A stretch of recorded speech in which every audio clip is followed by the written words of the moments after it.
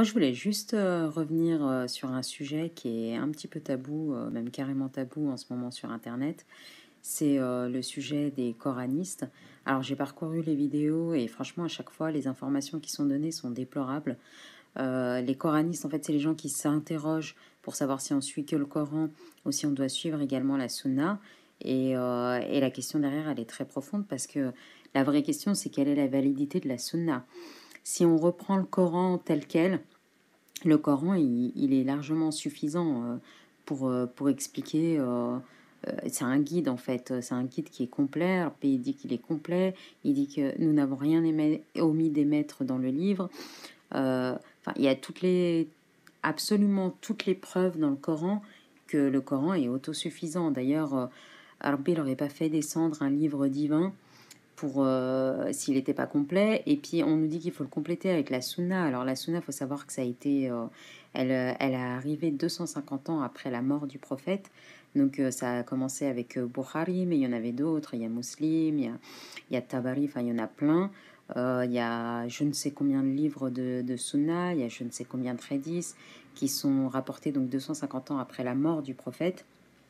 Et donc, forcément, ben, on se pose une vraie question, quelle est la validité de la sunna?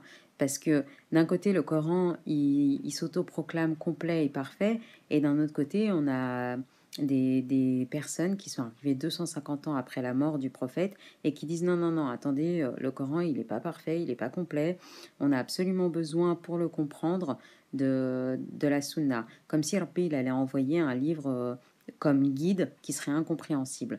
Donc déjà là, on se pose une question qui est vraiment importante et qui est une question existentielle parce que en fait, le Coran, Rabbi, il a précisé qu'il allait le conserver, que c'était lui qui était le gardien du Coran. Et d'un coup, on a des personnes, moi je sais pas qui c'est, Bukhari, je sais pas qui c'est, Tabari, je sais pas qui c'est, je sais pas qui c'est ces personnes-là, quelles étaient leurs intentions. Euh, et d'un coup, on nous dit que c'est Sahir, même si, même à l'intérieur des Sahirs, bon, ben, il y a des hadiths qui sont contradictoires et qui se contredisent entre eux et qui vont directement à l'encontre du Coran. Mais, et on nous dit qu'il faut suivre aveuglément et que de toute façon, c'est trop compliqué parce qu'il y a des milliers et des milliers de hadiths. Donc, comme on ne peut pas comprendre, eh ben, on doit suivre ben, le premier venu, le premier mec qui dit qu'il est savant, qui sort d'une école de je ne sais où, et on doit lui confier toute notre foi, tous nos rapports. Tous nos rapports avec Rabbi, nos actes cultuels, nos actes de salat, tout, faut tout lui confier, faut lui faire confiance aveugle, et c'est lui qui va diriger notre vie. Alors, ben, clairement, franchement, il faut se poser des questions. C'est qui ces gens-là? C'est quoi leur intérêt? Pourquoi Rabbi leur a envoyé un livre qui est pas compréhensible? Enfin, c'est une insulte juste de dire ça, quoi. En plus, Rabbi, c'est Ar-Rahman. Vous croyez vraiment qu'il aurait fait descendre un livre qui n'est pas compréhensible? Et si on rentre un petit peu plus dans le vif du sujet, il y a des questions quand même qui sont vraiment mais hallucinantes. Genre, pour les ablutions. Les ablutions, la sunna nous dit de faire d'une certaine manière, donc on se lave la bouche, le nez, entre autres, qui sont en plus du Coran. Le Coran nous dit de faire comme ça, la sunna nous dit non, non, non, non. Le Coran omet des choses. En fait, c'est pas comme ça, c'est pas comme Rabbi il a dit, c'est comme Bukhari il a dit. Et la vraie question, c'est on suit quel livre? Est-ce qu'on suit le Coran ou est-ce qu'on suit la Sunna? Parce qu'on ne peut pas suivre les deux. Automatiquement, il y en a un qui annule l'autre. Le Coran, il met en garde contre les hadiths, il met en garde contre les imposteurs, il met en garde contre les hypocrites, il met en garde aussi contre les personnes qui demandent un salaire. Parce qu'à chaque fois qu'il a envoyé un prophète, et ça il suffit de lire le Coran et de lire les histoires des prophètes qu'il y a dedans, pour savoir que systématiquement, les prophètes ils disaient, pour cela je ne vous demande aucun salaire, mon salaire n'incombe qu'à Allah, le Seigneur de l'univers. Et le Seigneur de l'univers, c'est le seul qui se passe des mondes. Il n'a besoin de personne. Pourquoi vous croyez qu'il aurait envoyé un livre incomplet et attendu 250 ans qu'un mec qui est même pas prophète, on sait même pas d'où il sort. Et d'ailleurs, la sunna, ça ressemble beaucoup, beaucoup au zoroastrisme, parce que la plupart c'est des Perses, hein, ceux qui sont auteurs des livres de Hadith, c'est des Perses, et dans la Perse, en fait, la religion prédominante, c'était le zoroastrisme qui a été chassé par l'islam. Donc, Maintenant, on commence à douter un petit peu de, voilà, c'est qui en fait ces gens-là, c'était quoi leurs intentions, et puis de toute façon, le vrai combat d'ici-bas, c'est le combat contre le shaitan. Et le shaitan, à chaque fois, comment il a eu les peuples, en leur disant de suivre la religion de leurs ancêtres, et il avait réussi à pervertir leurs ancêtres, à leur faire du shirk. Maintenant, le shirk, nous, en tant que musulmans, on en fait tous les jours. Si on reprend par exemple la shahada, ashhadu an la ilaha illallah wa ashhadu anna Muhammad Rasulullah. Donc, j'atteste qu'il n'y a de Dieu que Dieu et j'atteste. Donc, il y a le et j'atteste que Mohammed est son prophète.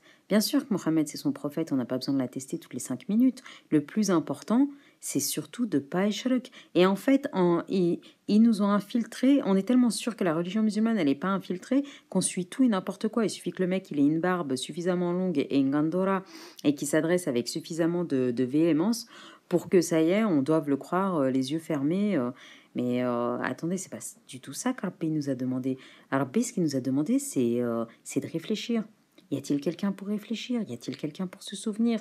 Et ils ont suivi la religion de leurs ancêtres et ils ont échoué. Le seul péché que Rabbi ne pardonne pas, c'est le shirk. Donc Shaitan, il va commencer par là.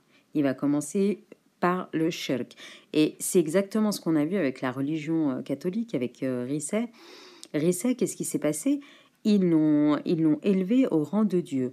Donc comme Shaitan, il avait déjà fait ça avec Risset, bon, Mohammed, il pouvait pas l'élever aussi haut. Donc, mais à la limite, c'est même pas ça, c'est pas par là qu'il arrive à nous faire sortir. Le plus important, c'est qu'on associe. Associer, c'est pas forcément adorer un autre Dieu, c'est l'associer dans n'importe quoi. Mais faut pas échouer avec quoi que ce soit.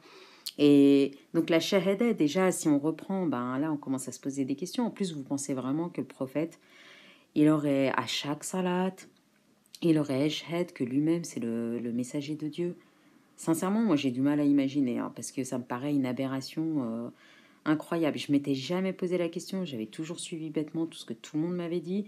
Et de toute façon, on n'a pas le droit de poser des questions, parce que dès qu'on pose des questions, on est un kafir, on est en train de dériver, on est en train d'okhrouj, on est en train de... Enfin, voilà, après, on fait partie d'une secte, mais qui c'est que tu suis? Ben non, en fait, la vraie question, c'est qui c'est que suivent l'ensemble des musulmans? C'est ça. Rabbi, il dit, si tu suis la majorité d'entre eux, ils t'égareront. Donc, d'entrée de jeu, on sait que voilà, la majorité va s'égarer. Et Rabbi, il a mis le Coran, les ulul albab, pour les gens doués d'intelligence. Et eux, ils nous disent que notre intelligence, on peut s'en servir pour tout, sauf pour réfléchir sur la parole de Rabbi.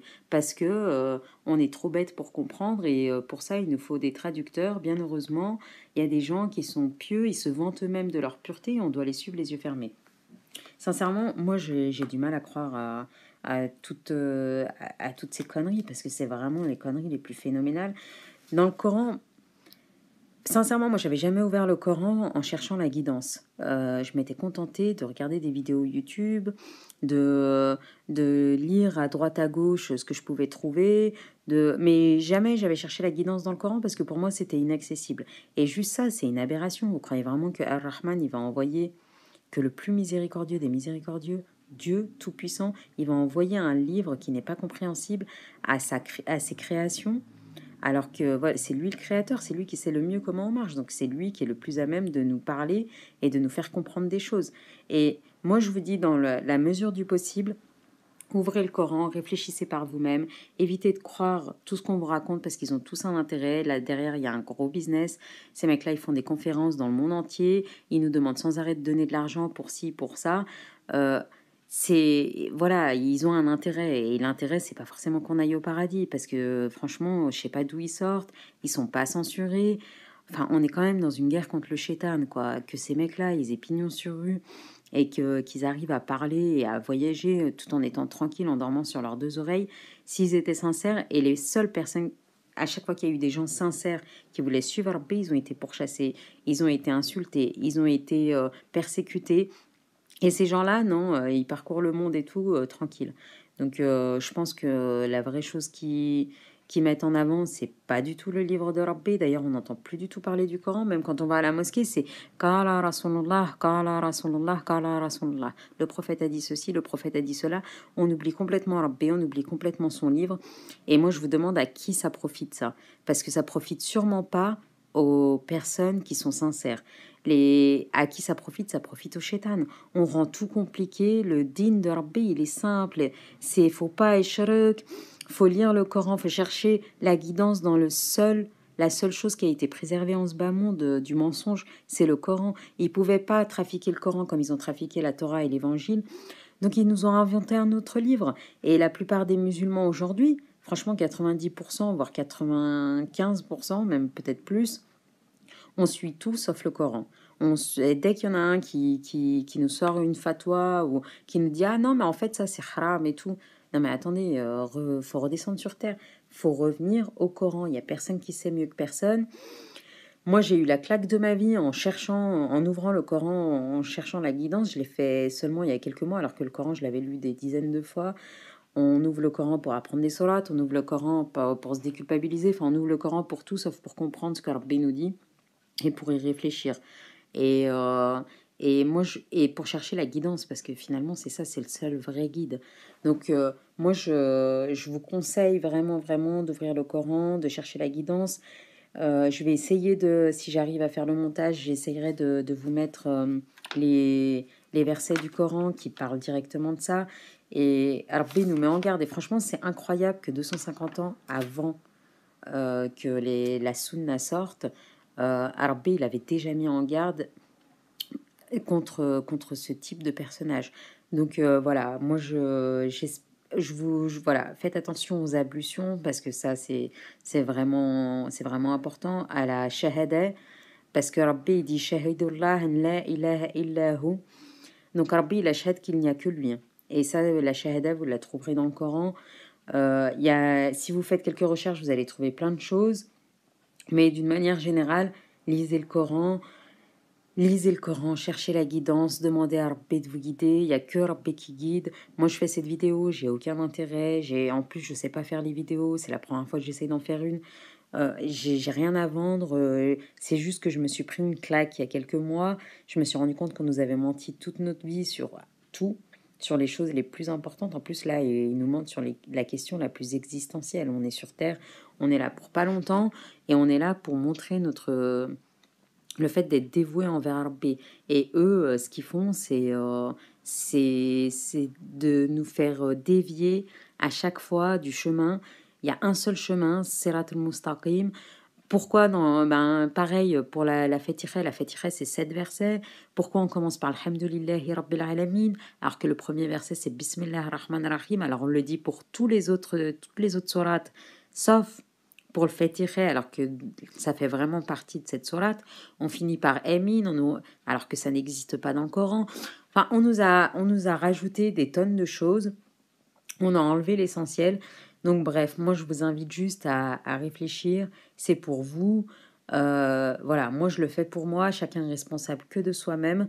Donc réfléchissez bien, posez-vous les bonnes questions, faites confiance à personne. Faites confiance juste à Rabbi, ouvrez le livre, ouvrez la guidance, cherchez la guidance auprès d'Rabbi. Et voilà, Tawakkalna ala Allah wa ni'mal wakil. Il n'y a que Rabbi qui peut nous guider. Donc on va lui demander de nous guider tous. Et voilà, j'espère que merci de m'avoir écouté. J'espère que ça aidera à en réfléchir certains qui sont les plus sincères. Et que Dieu vous garde, Inch'Allah.